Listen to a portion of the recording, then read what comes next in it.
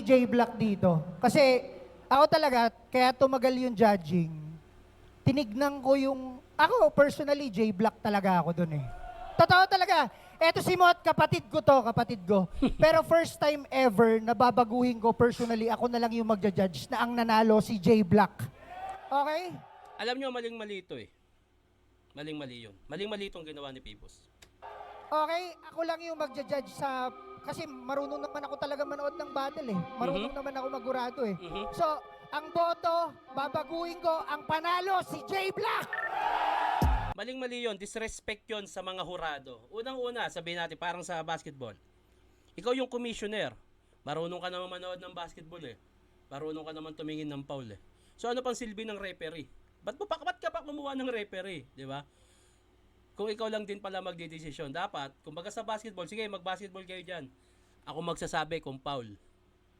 Di ba? Kaya nga, kumbaga sa basketball, kaya nga may referee para pumagitna at magsabi nung mali, tama, magdesisyon sa mga bagay na alam ng referee. Ganon din sa mga hurado. Meron silang mga bagay na nakita na ipinanalo ni Mot.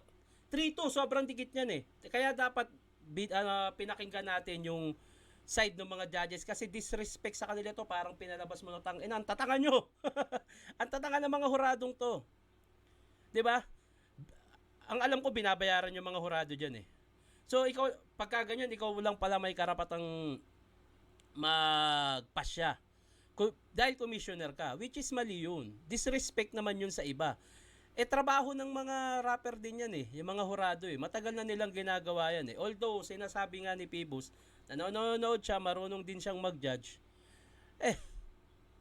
Walang silbi pala itong mga hurado. Kasi parang hindi sila marunong magtrabaho. Ako na nga, parang ganun. Naapektuhan siya sa sinasabi ng tao. Although, para sa akin, J-Black talaga yun. Pero, dapat hinayaan niya kung ano yung pasya ng hurado. Diba? Na ano siya, nanibago siguro siya sa sigaw ng tao. Anyway, ayun.